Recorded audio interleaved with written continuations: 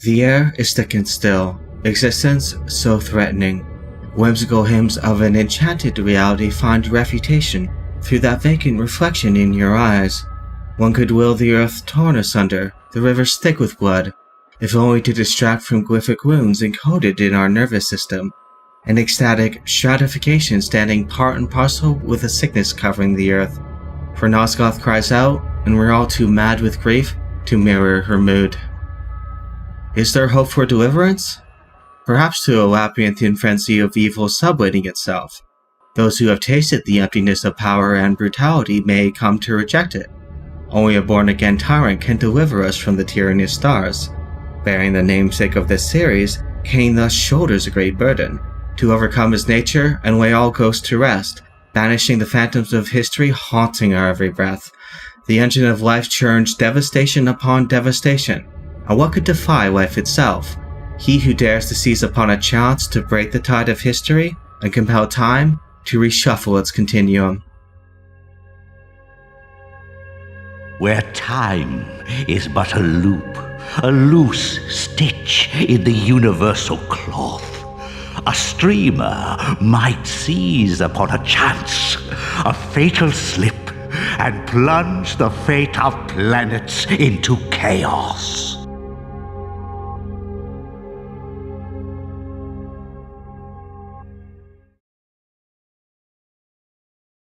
We begin our venture into Nosgoth cold of heart and soul. The weary traveler steps out into the wilderness, deprived of his muggle veil by a stern barkeep. Quickly dispatched by murderous thugs hired by he with many plans, the necromancer Mortanius, Kain accepts death magic into his soul, now reborn as a vampire to take vengeance on his murderers.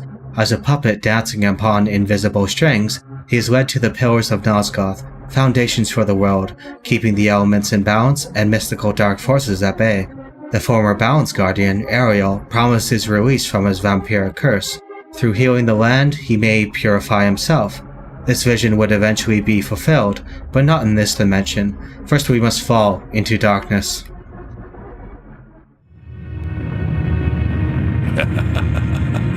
You will have the blood you hunger for. Ariel employs Kain as the scourge of the circle, all while veiling his true destiny as the balance guardian born to succeed her. For this enigmatic spectre was slain by nefarious forces intent on overthrowing the pillars. The consequences are thus: as our tragic hero is called to fill Ariel's role, Nutpropter discovers her lifeless form and, as the guardian of mind, is consumed by a sorrow that spreads like a contagion among all the guardians who are symbiotically bound. Ariel divines that each member of the circle must die in order to restore the corrupted pillars and thus heal the land. Kain, marked by a relentless and sociopathic nature, will heartlessly extinguish their lives, yet waver at the final sacrifice. Placing himself above the fate of Nosgoth, we are led to believe that he is the catalyst for its demise.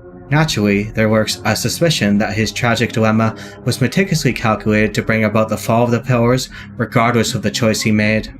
These were the pillars so familiar to my blighted eyes, but now that I had begun to learn their true significance, I regarded the pillars' destruction with a new, enlightened sense of horror. And I questioned now whether Kain's simple refusal, his mere ambition, could truly have caused such devastation. I felt that some darker influence was at work here. Throughout Blood Omen, Kain contemplates his own life, commencing his quest in search of liberation from the curse of vampirism, only to find himself increasingly scornful of humanity and Nosgoth at large. During this epoch, he suffers fleeting moments of humility. Those very souls he would once have deemed beneath his noble gaze now merely add to the miasma of his animate death. He forgoes the social bonds that once tethered him to a life of comfortable ignorance. As he would disdainfully remark at the court of King Otmar, even these aristocratic remnants of his former self now evoke only his ire. The court of King Otmar, shades of my former existence, proud and self-absorbed, surrounded by all the finery of the realm, secure in their ignorance. As I walked among them, I smirked, thinking of the carnage that would befall them at the hands of the legions of the Nemesis, glorious flames, and the inevitable rape and pillage. Out of my way, peasant! The stench of the fields hangs over you like a pall. His presumptive disregard for other people causes Kain to underestimate his quarry, chief among them the cunning time streamer Mobius. It is Mobius, after all, who insidiously designs much of Kain's quest and, as we later discover, rewrites the map of his fate. The time streamer, in his cryptic wisdom, once warned, All in time, Sirrah. Yes, time. Unless you master it, it will master you. For years, Mobius has meticulously poisoned the heart of the once innocent boy king, William the Just, twisting him into a bloodthirsty tyrant bent on purging all life from the land of Nosgoth. Kain, blinded by the tantalizing chance to alter history, takes the fateful step, plunging into the past to slay William before he can ravage Nosgoth.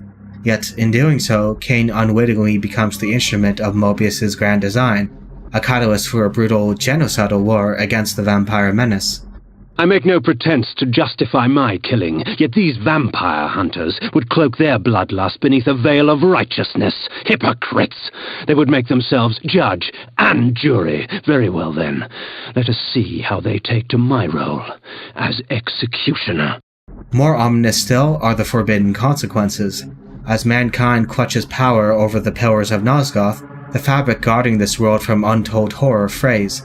The dark entities, known only in whispers as the dreaded unspoken, lurk at the fringes of reality, awaiting their chance to invade. Kain, bearing the heavy mantle of Balance Guardian and corrupted by Nepreptor's madness, becomes a pawn in a perilous game.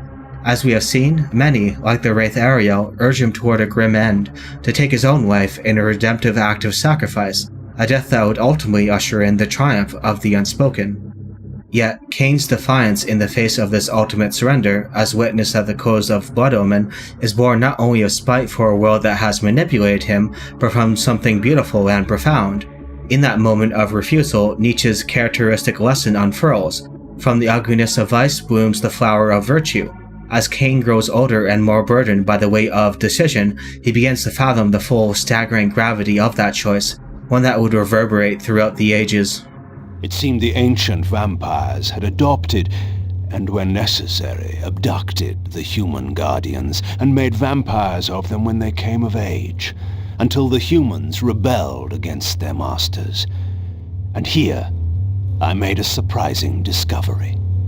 It was Mobius, the time streamer, and Mortanius, guardian of death, who led the bloody revolt.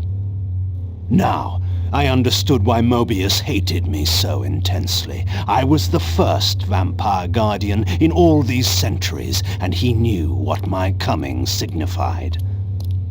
Or perhaps I reminded him of all he had forsaken.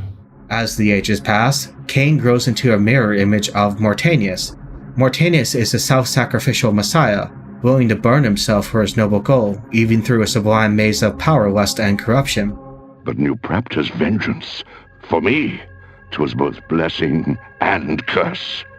His pain split my soul in two. Part of me shared his anguish, a grief so fierce it would destroy the world, and yet the other found revelation. For the first time, through the haze of madness, I saw truth. The problem did not lie in one of us, it lay in us all. We are relics, old friend, remnants of an era long gone, seeking to play gods in a world that no longer needs us. Our death shall resurrect the world. All nobility worth the name requires some urge towards self-sacrifice. Observing the luminous love required to achieve one's goals in this way, Nietzsche once commented, "Life, that is continuously shedding something that wants to die. Life, that is being cruel and inexorable against everything about us that is growing old and weak, and not only about us.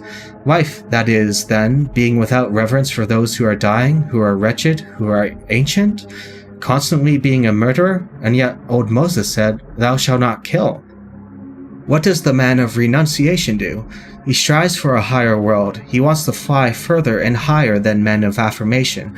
He throws away much that would encumber his flight, including not a little that he esteems and likes. He sacrifices it to his desire for the heights. This sacrificing, this throwing away, however, is precisely what alone becomes visible and leads people to call him the man of renunciation. Yes, he is cleverer than we thought, and so polite to us, this man of affirmation, for he is what he is, no less than we, even in his renunciation. Having bestowed upon Kain the power of unlife, Mortanius forged the vampiric champion, prophesied to overthrow the dreaded unspoken, and restore balance to Nosgoth. The original vision of Soul Reaver clung fervently to this parallel. Just as Mortanius orchestrated Kain's murder to transform him into a vampire and set him on the path of his true fate, so too does Kain cast his firstborn son, Raziel, into the abyss. In this act, fate is compelled to reshape Raziel from bare substrata. Tethered in a fragile alliance with a cosmic horror, our angel, whose wings once soared to the highest heavens, is now an avatar of death. Redeem yourself. Or if you prefer, avenge yourself. Settle your dispute with Kain. Destroy him and your brethren.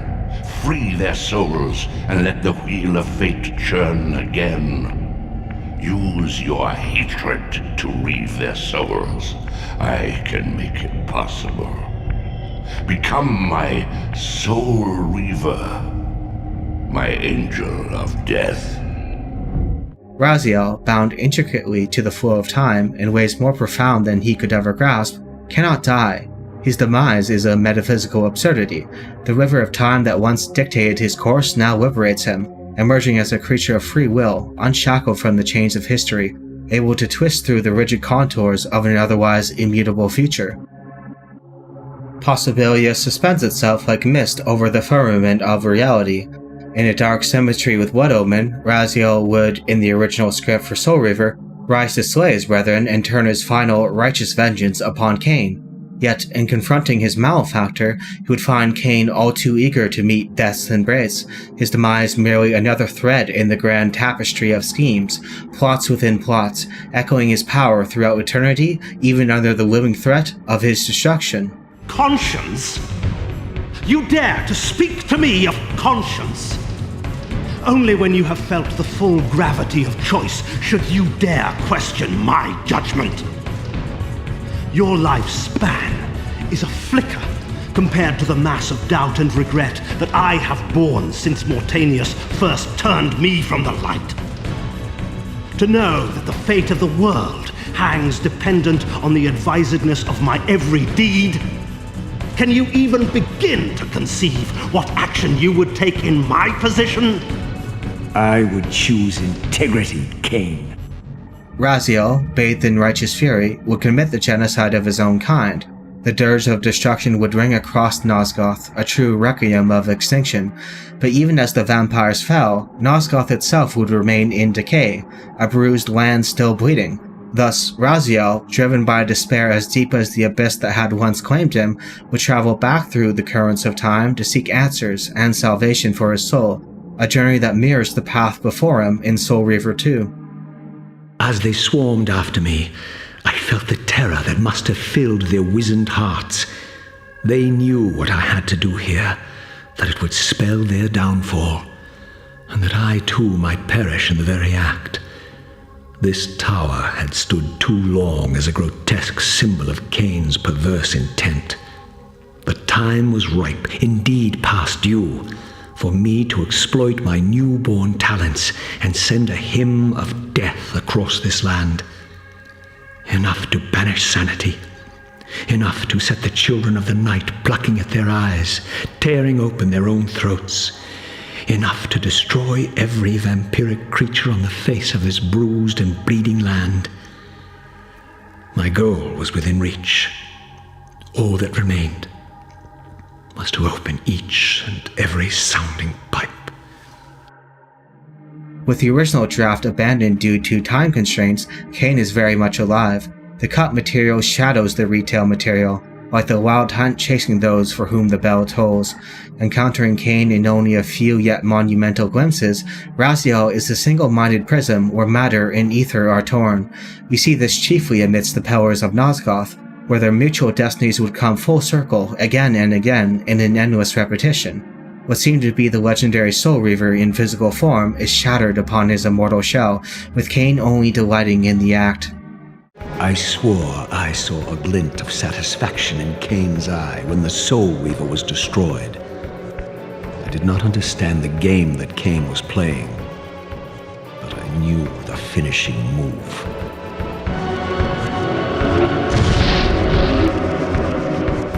This is, of course, key to his true endeavor. We find Kain at the heart of a labyrinth decorated by the crystalline caves protecting Mobius's chronoplast chamber. Raziel is tormented by dark visions along this journey, seeing the Eye of Eternity gaze into him with each forbidden look.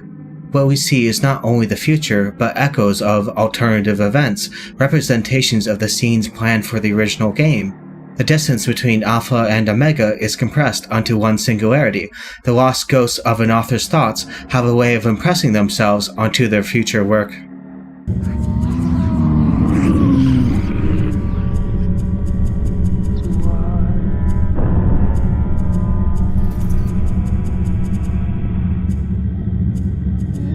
My mind reels with conflict. Does Kain await me moments from now, or in some century yet to come?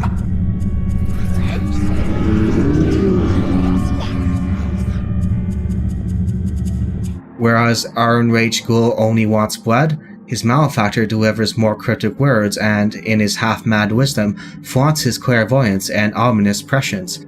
Seeing a little of himself in this wayward child, Kain notes that what these chambers reward most is patience. Such moments do not go unmarked on Raziel's soul.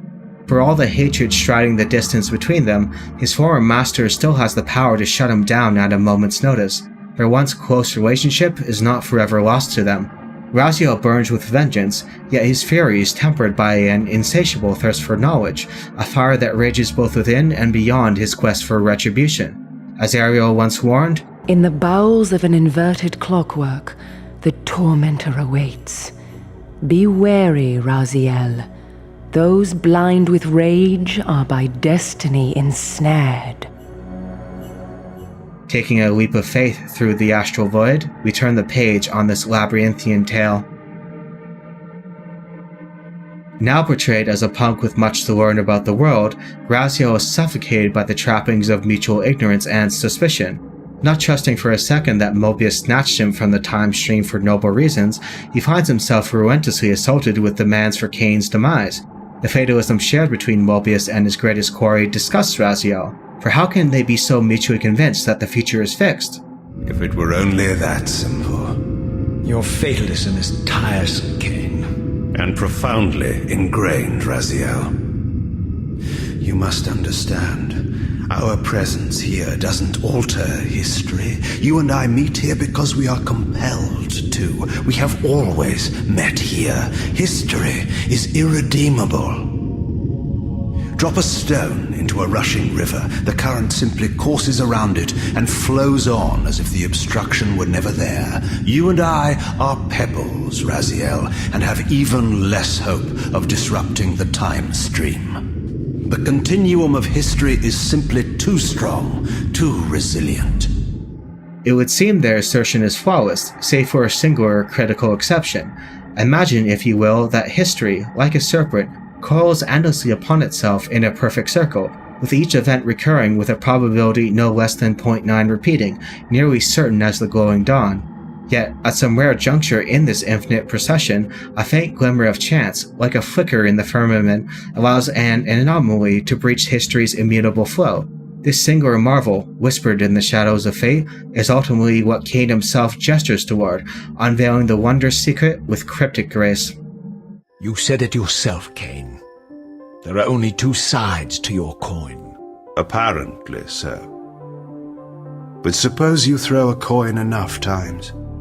Suppose one day it lands on its edge.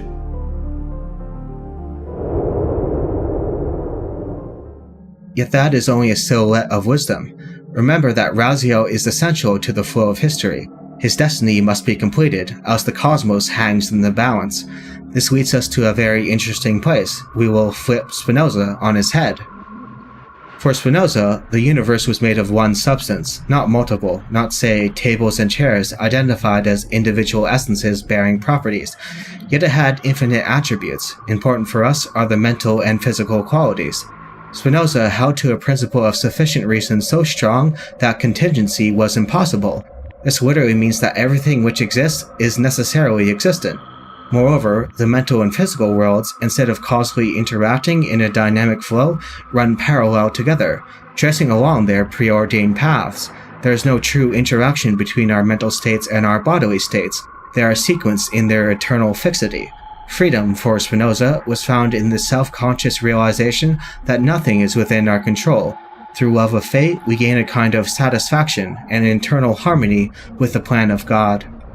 Now imagine, in defiance of Spinoza, that fate did not govern every moment in time and space, but converged upon inescapable fixed points. And suppose there is no God to pull these strings, only the governing laws of a natural cosmos remain. It would seem absurd that every turn and winding path must be dictated by some source, whether it be metaphysical laws or a concrete continuum. I may not be fated to take breakfast this day, yet I am compelled inexorably to die. Suppose, moreover, that in this vast openness one might rationally contemplate and conspire against fate's hand. Since fate does not fix your exact mental states at any particular moment, you are free to reflect on the condition of being a predestined creature. As Kain would proclaim, one can only match, move by move, the machinations of fate, and thus defy the tyrannous stars. What if you could identify a fixed point so essential, so pivotal to the flow of history, that you could render new actualities upon that very moment? Herein lies the profound importance of Raziel. As Raziel uncovers through the winding tale of Soul Reaver 2, the weapon he once bore as a symbiotic ally was, in truth, a parasite, vying for dominion over his very essence. It was his own soul, twinned and bound eternally to him, awaiting their final fate, to become the ravenous force imprisoned within the Reaver blade. Yet for Raziel to be consumed by that blade, his past and his future must collide, converging in the exact moment where his twin soul exists both within and outside the Reaver. This is the fateful instant, the pivotal point upon which Kain cast the totality of their destinies. And then, a growing sense of vertigo and the familiar displacement. The paradoxical moment when my twinned soul hovered both outside and inside the Reaver blade. This was the instant, the glimmer of temporal distortion Kain had been counting on all along. This was the edge of the coin, the minute flicker of probability upon which Kain had gambled everything.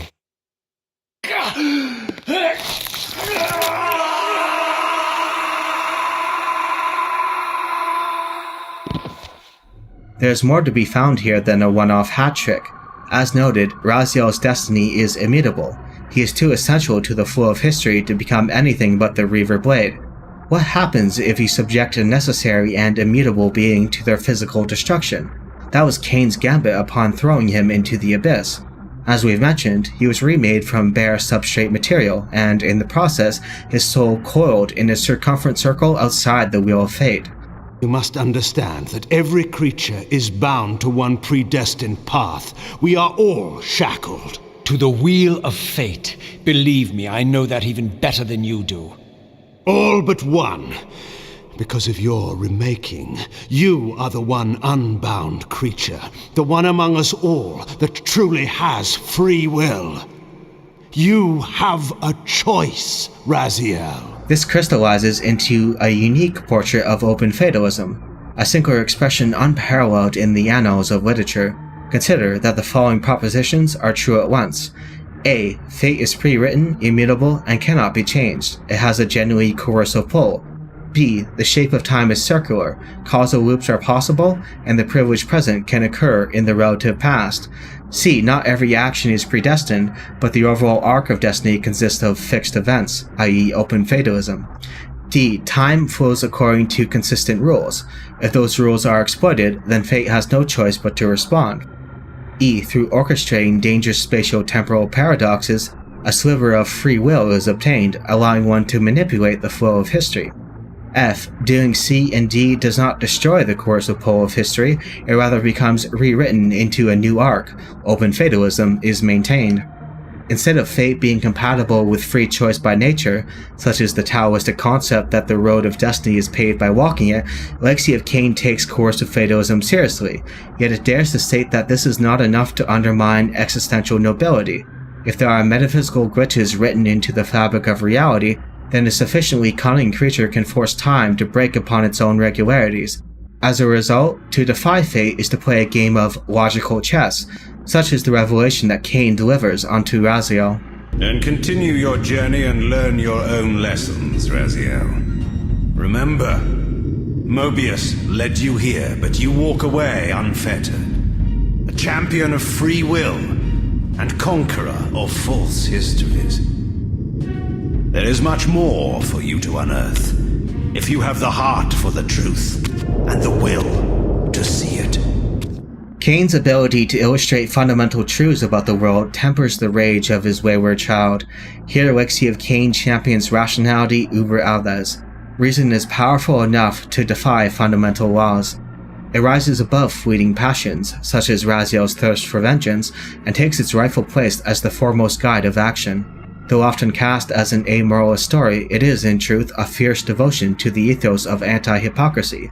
It rebukes what the world deems conventionally righteous, the Seraphim priesthood, the revulsion for vampirism, and shows that such judgments fall short of true moral clarity.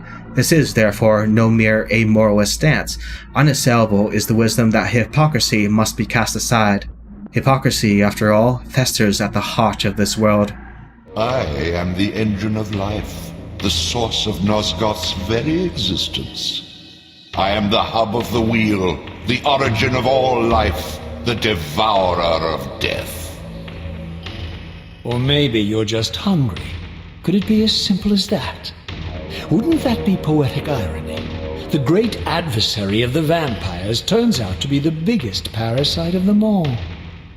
Drawing on Gnostic themes, the material world is revealed as inherently evil, ruled by a self-appointed and false god, hypocrisy the deepest vice seeping from its every breath. And Raziel slowly awakens to this truth, for redemption is found through unraveling illusions and uniting with the mystical good that looms behind the naked corruption. This remains the guiding hope for Nosgoth Restored. Even beings as corrupted as Kain cannot deny its overwhelming importance. The light of the good, once witnessed, is inexorable and cannot be denied. Was it still possible that with the right knowledge, the right moves, I might one day see Nosgoth restored, the pillars pure once more? My answer, according to Mobius, lay somewhere to the west of this place. I could restore the world, perhaps, but never again could I give Nosgoth back her innocence. These metaphysical distinctions are not enough. Vital to the entwined destiny shared between Kain and Raziel is their continuous transformation, from the initial bond of trust, to the separation of all understanding, to the sublated restoration of mutual trust. Here we may introduce the Nietzschean concept of Brutus moments. For Nietzsche, the meaning of Brutus betraying his friend Caesar illustrates a higher nobility, the ability to value someone so much that you can betray them. To make someone your enemy is, after all, a mark of respect. Nietzsche was largely reflecting on the tattered relationship between himself and Wagner, yet it had no less centrality in his philosophy for that fact. Here we see that Kain dares to gamble everything on Raziel's capacity to hunger for the truth, to overcome his reckless indignation and be the catalyst to fulfill their true destinies.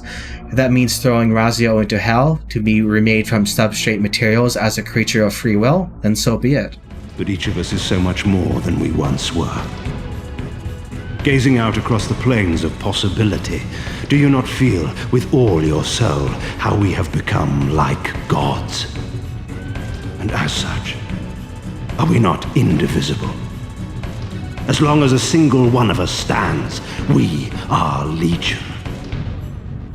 And that is why, when I must sacrifice my children to the void, I can do so with a clear heart. Kain offers Raziel the privilege to become powerful enough that he may enact Nietzschean forgiveness. In the second essay of the genealogy, Nietzsche imagines a society so noble that it does not punish those who attack it.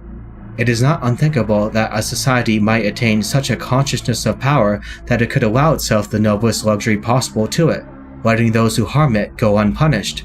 "What are my parasites to me?" it might say. "May they live and prosper. I am strong enough for that." The justice that began with "everything is dischargeable, everything must be discharged," ends by winking and letting those incapable of discharging their debt go free. It ends, as does every good thing on earth, by overcoming itself. This self-overcoming of justice, one knows the beautiful name it has given itself: mercy. This ethos mirrors their journey 1,000 times over. Raziel initially sought revenge for being condemned to the abyss, yet came to understand that Kain liberated him from an artificial destiny. But now all your little schemes are whirling in ruin around you, aren't they? All because I chose to exert my will for once, rather than obey the demands of sorcerers and spirits and demons, all singing the same tiresome refrain: kill Kain. I'm setting my own path from here, Mobius. I intend to discover the truth behind all of this. This would not be the end of their story, however, as Kreia from Knights of the Old Republic 2 would remind us, to believe in an ideal is to be willing to betray it. Upon meeting the necromancer Mortanius, once voiced by the immortal tones of Tony J, Raziel stood before an impossible choice. The fabled Heart of Darkness, the very artifact that breathed life into Kain, was guarded by his unnatural life. In its power lay a cunning trap set by their enemies, exploited by the echoes of his potential actions. Though he may be a creature of free will, all of his volitional actions converge upon fixed points. As a reasons-responsive creature, this fixity in his future makes sense. It is arguable that anyone capable of free will must be predictable to some degree, otherwise they would act for arbitrary and discordant reasons. Mobius lays this out for us beautifully. Yet Raziel retains his free will, and that's what frightens you, isn't it, Mobius? You cannot see his path, and so you cannot control it. And neither can you. Yes, Raziel is shrouded from us, but we see the ripples of his potential actions, and every path he might choose leads to the same outcome. He will kill you, Kain. In sparing Raziel, you have written your own death sentence. As a result, Kain is in turn very much wronged by Raziel, who, even after tasting enlightenment, is willing to sacrifice Kain, at this point even Nosgoth itself, for his momentary desires, finding elusive answers at any price, tearing open the very heart that once belonged to Janos Aldrin. Woe to the conquered! I have found the heart of darkness, and you go to oblivion. Yet that is an oversimplification, for Janos was the only creature that showed Raziel explicit compassion and grace. Kain can only display these things in perverted ways due to the exogenous corruption stewing in his soul. Raziel has no reason to trust Kain, despite having liberated him from the Reaver, his own soul, twinned and bound eternally to him. For it was the case that, during his flight into the abyss, time, in his words, ceased to exist. There was only torture and a deepening hatred for the malefactor that damned him to this hell. Raziel? My child, what have they done to you? I have been dragged through hell and back. All it seems to reach this moment. But I don't yet know why. Kain dismisses the conflict with his wayward son as little more than a fleeting storm. The lesson of Nietzschean forgiveness catches his spirit, fortified by the fatalistic design that binds him and Raziel together. Resentment never touches him. Long before the sign of balance would be healed from corruption, Kain already sowed the seeds to stay his own madness. Centuries of theurgic rites have all but raised him to divinity, a god formed through the careful unraveling of history's secrets. In the end, his meditations bloom into purest enlightenment, a mind untethered from the abyss. Here we approach the fulcrum upon which this story turns. The logistics are ironical several times over. Raziel, having been deprived of his conduit to the material world by the Elder God, to implant the false idea that Raziel's rebellion had surely been his own, learned to possess corpses to will himself into matter, knowledge that will prove critical when the coin finally lands upon its edge, the singular point where everyone returns full circle. to the cradle of civilization, the womb of vampire submission and unspoken rebellion to the elder god. All of these wrongs must be righted where they began. Holding this in mind, let us take a bird's eye view of the time stream. I take care not to say timeline, for barring Silicon Knight's obscurant graph to the contrary, to change history in Legacy of Kain is to reshape the space-time manifold. There are no branching timelines. As the Elder God says, there is only the now. Principally on that point, Legacy of Kain Defiance, the fifth and last entry in the series, takes place chronologically 500 years before and during Blood Omen. For time flows differently in the spectral realm, allowing the Redeemer and Destroyer, Raziel, to uncover his hybrid destiny, while the Scion of Balance is spirited away from his raison d'etre, by seeking answers from an unlikely and hostile source. Thus, Mobius hardly needs to manipulate Kain here, only spew his genuine hatred and vitriol. His authentic words are enough to distract the savior of Nosgoth from his true endeavor. It is wondrous to see Mobius painted with a shade of authenticity, revealing the man behind the trickster's mask. Still so arrogant after all these years, thinking you've devised some brilliant plan. You know nothing. Key to the stage being set is the ancient prophecy written by the vampires, one that finds parody in the dreaded Unspoken, or as we would come to know them, the Hilden, tragic creatures deformed and twisted by millennia, banished into the darkest dimensions where demons dwell. Each race foretold a champion that would destroy the other, to decide the fate of Nosgoth. Throughout Soul Reaver 2, Raziel comes to believe that he is some unholy vampire messiah, the winged being depicted on ancient murals wielding the Reaver blade. Yet, contra this story, he stands curiously damaged and demonic due to his torment in the abyss. As such, he contemplates the dreaded contrary. The Hilden foretold of a champion, disfigured like himself, bearing a flaming, almost spectral sword, just as our wayward prodigy wields his own soul. As Kain would note, in his paralleled yet temporally distant journey tracking Raziel, this all seemed too convenient. Few know the truth, for Raziel has a hybrid destiny. As Mobius once baptized him, Redeemer and Destroyer, Pawn and Messiah. Little did Mobius realize that, within those very words, reside the seeds of his own doom. One can bend Nosgoth to their will 1,000 times over, but an antipodal entity, pre-natured to nullify and recreate, is not so easily caught in his web. The ancients enjoyed a prophetic glimpse into the future, but beheld only what they wanted to see. Janos finally understood the truth when Raziel flourished his twin soul in the fallen angel's sight. Redeemer and Destroyer.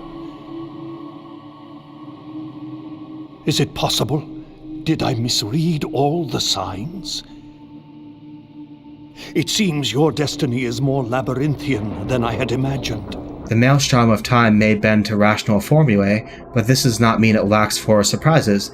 This is the revelation that drives Raziel to Amor Fati.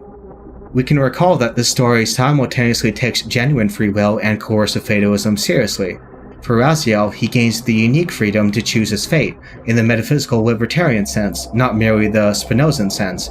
We can quickly define libertarian free will as the kind of free will compatible with the principle of alternate possibilities, that at least some moments in time, you could have done otherwise, rather than your actions being determined by exogenous causes, compulsive internal reasons, or phenomenal dispositions.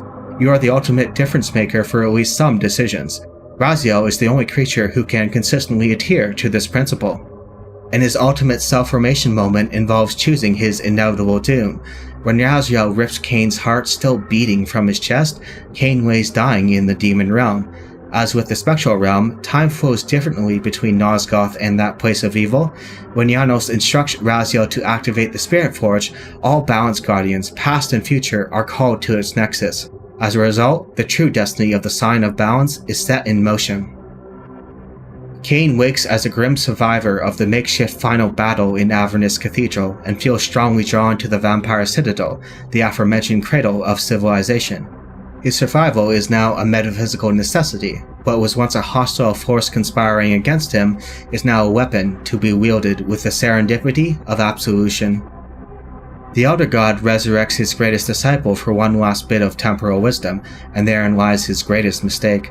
Kain easily dispatches Mobius, and upon Raziel feeling the crushing force of revelation about who and what he is, the noble ghoul recomposes himself with the corpse of the time streamer and ensures Kain would, unwillingly, imprison his soul in the Reaver. Raziel disperses his twin soul into his former master, baptized with the purified spirit of Ariel, simultaneously dooming and liberating himself from his terrible destiny. He will play out this purgatorial cycle for all eternity, but in that repetition, there is an aspect of himself that finds oblivion. His damnation and his redemption recur eternally. And I am not your enemy, not your destroyer. I am, as before, your right hand, your sword. No, Raziel, this can't be the way. And now you will see the true enemy. As such, we can add depth to Amor Fati by reading wisdom from Nietzsche's concept of eternal recurrence. This principle is often misunderstood as the infinite reoccurrence of events in space-time. It is, instead, a truly eternal recurrence. As Nietzsche mentioned in his notebook somewhere between March and June 1888, in the great dice game of existence, it must pass through a calculable number of combinations. In infinite time, every possible combination would at some time or another be realized. More, it would be realized an infinite number of times. And since between every combination and its next recurrence, all other possible combinations would have to take place, and each of these combinations conditions the entire sequence of combinations in the same series, a circular movement of absolutely identical series is thus demonstrated, the world as a circular movement that has already repeated itself infinitely often and plays its game in infinitum. Here we notice, as symbolized in Raziel's health bar and otherwise baked into the environmental design, such as the swirling abyss itself, this circular flow is integral, indexical to the very essence of Legacy of Kain. The world is a series of expanding concentric circles, eating into each other whenever Mobius or Kain orchestrate spatial-temporal paradoxes. There's nothing but the fatalistic time loop, illustrated aptly in the Mobius strip omnipresent throughout the journey, the multidimensional Ouroboros eating its many tails. We can see this embodied in the many ironies defining Kain's undead son. A critical juncture in the original Soul Reaver had Raziel uncovered long-buried secrets, revealed by Nosgoth's endless cataclysms, for it was here that he realized that his former master played a sick joke. The closest lieutenants he raised to build his empire, himself and his brethren, were once Sarafan, righteous and fanatical crusaders who nearly wiped out the vampire race. As with many things, Raziel was here blinded by his self-righteous indignation, but just as Soul Reaver 2 weaves its narrative rhythms within elemental metaphors, where Raziel's baptism of the Reaver Blade mirrors his emotional journey, first into darkness, then enlightenment, then spirited away by air, then burning with the fire of destiny, our indestructible ghoul would come to think in these terms, the once elaborate metaphors so common to Kain's lectures that very much annoyed Raziel, are now from that which he drinks deeply, for it was Raziel, seeking absolution for Janos' murder by his former human self and his brethren, who ultimately laid them to rest. Exhilarated by the Reaver, I was drunk with revelations. I could finally appreciate the delicious irony of Kain's blasphemous private joke, and I reveled as I colluded with him across the centuries. For it was I who put these bastards in their tomb, thus providing the corpses for Kain to raise as his vampire sons a millennium from now. When it comes to the sign of balance, Raziel eternally shares a hybrid destiny with his discordant malefactor. We can use our old friend Mortanius as a foil. Their shared natures are as follows. Mortanius once tasted absolute power, but through the haze of madness gained schizophrenic insight into moral truth. As we have divined, Mortanius orchestrated Kain's murder, setting his destiny as a sign of balance and motion. Kain himself was once a much greater tyrant, but as we've seen, walked in the shadows of wisdom. He too set Raziel's destiny in motion by casting him into the abyss and, as we've uncovered, forcing the cosmos to fashion a creature who truly possesses free will. Raziel becomes a soul-devouring ghoul, alienated from his prior nature twice over. We have seen then how hypocrisy and madness can grow into nobility. It can pulverize the static force of earth, ascending one up to the very stars and beholding the forms in their purest image. In Raziel's original haste to pursue Kain, he had said much about self-sacrifice, saving the world, and healing the land, yet Kain shuts this down as empty moral posturing, not at all the product of altruism, but narcissistic injury. Let's drop the moral posturing, shall we? We both know there's no altruism in this pursuit. Your reckless indignation led you here. I counted on it. For all the wisdom present in these words, Raziel ends up the victor of this argument, choosing what Kain never could, an ultimate sacrifice for the world, not just his own death, but his eternal doom. Throughout the last entry of the series, Raziel lived with ironical fear of a choice he would freely make. Let us move away from salvation and into abstract contemplation. A primary concern against the possibility of causal loops involves the directionality of time. If there is an intrinsic directionality to time, either as reducible to causal loops or existing as a primitive feature, then it seems we could rule out causal loops a priori. It is such a concern I'm more sympathetic than anyone. Here's a rough outline of a very traditional view of time, which I take to be true and compatible with contemporary physics. A. As noted, time has directionality. It runs forwards rather than backwards. The proposition, my birth precedes my death, is in part an objective fact guaranteed by the directionality of time. B. Time is dynamic, that is, the future is open, no matter the metaphysical status of the past. Earlier spacetime events generate later spacetime events, but future spacetime events are not pre-generated.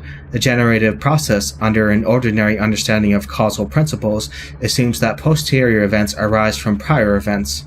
C. Time is absolute. It is not, contra Aristotle, reducible to either change or causality. Under relativity, two spatially distant objects change at a rate dependent on one's relative reference frame.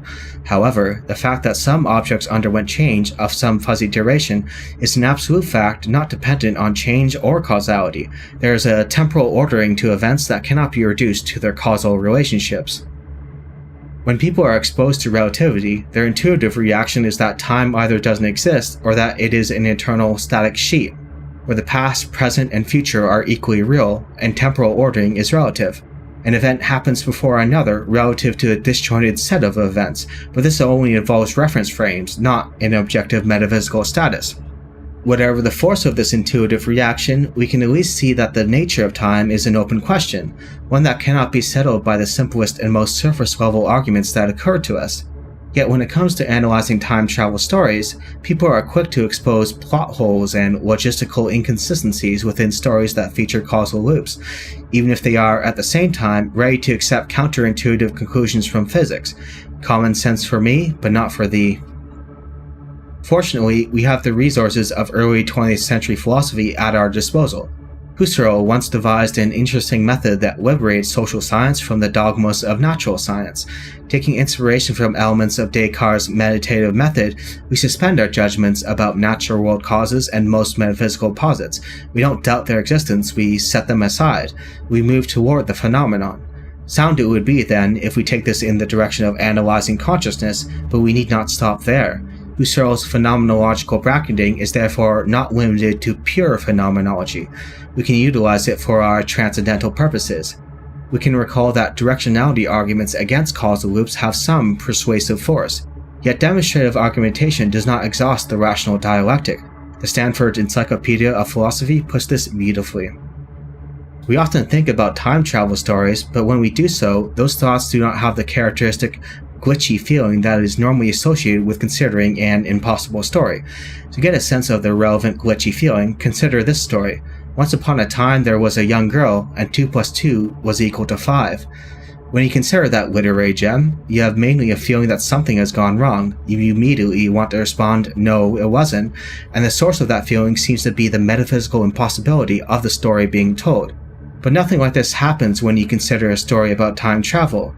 One task facing the philosopher who claims that time travel is impossible, then, is to explain the existence of a large number of well-known stories that appear to be specifically about time travel, and that do not cause any particular cognitive dissonance. I should therefore introduce my own metaphysical principle of tolerance, to buttress the Husserlian method of bracketing, for I would like to say that time is dynamic and open, but it would be an epistemological error to consider everything else inconceivable. Too many times do we see lazy critiques of time travel plots that are supposed to violate some constant of putative logic, Instead, we can, as Husserl directs, move toward the things in themselves. We can analyze circular time qua time, not just in virtue of correspondence to reality. A striking parallel should occur to us at this venture.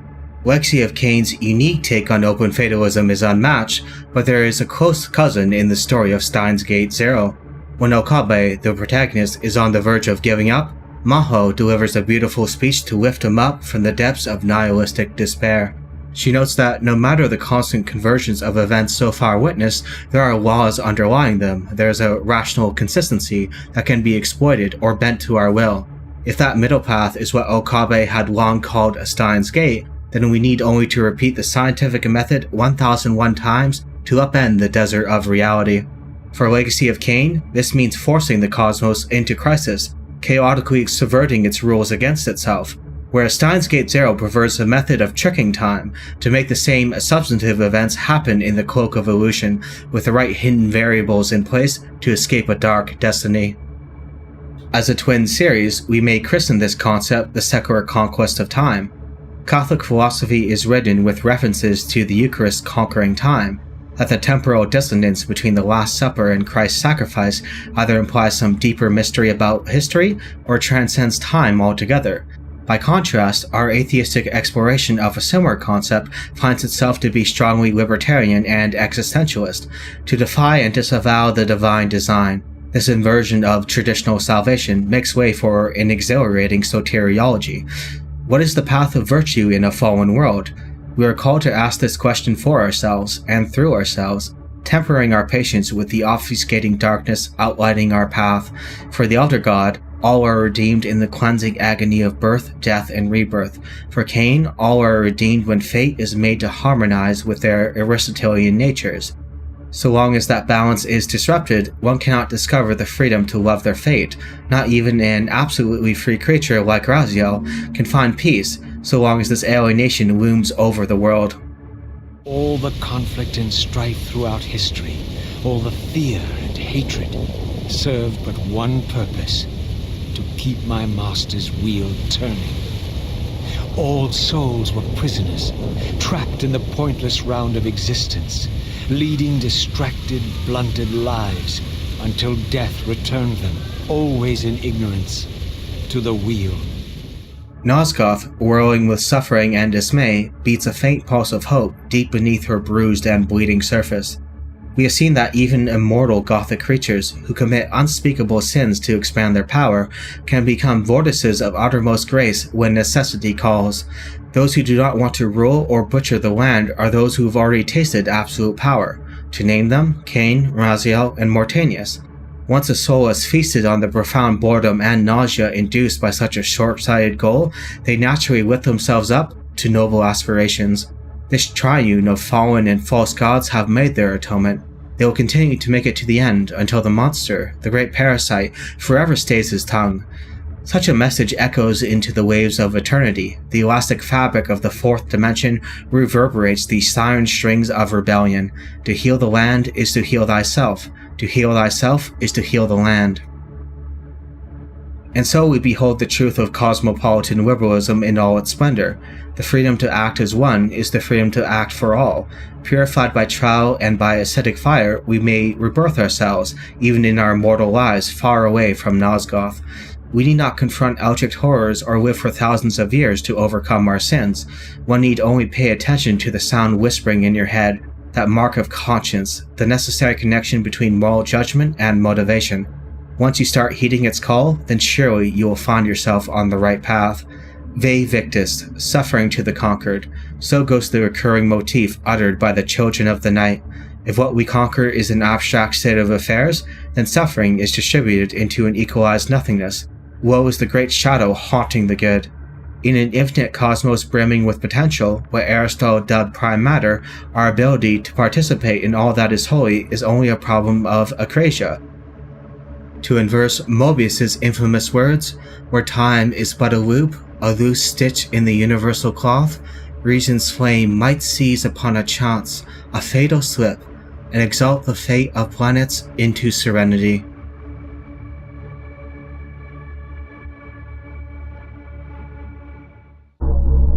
Now at last, The masks had fallen away. The strings of the puppets had become visible, and the hands of the prime mover exposed. Most ironic of all was the last gift that Raziel had given me.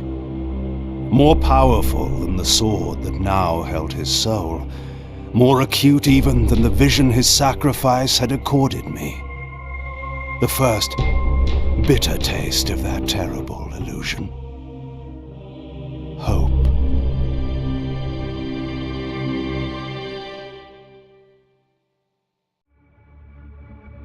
I would like to end our textual ritual with an obligatory thanks to those who have supported me throughout this endeavor, to people such as Sarah Neste, Eppingur, Gustav Schiel, Effie Brew, Palomar, Fall from Space, Thanitis, Rania Hale, Joachim, No Name, Muck, Anonymous, Antonis Papadakis, and those who explicitly remain anonymous, and everyone else who has helped me throughout the years.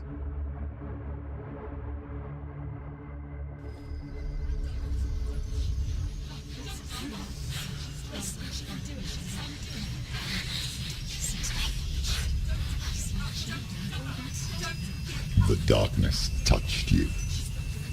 Everyone could see it in the hollows of your eyes. A gaze, averted from life.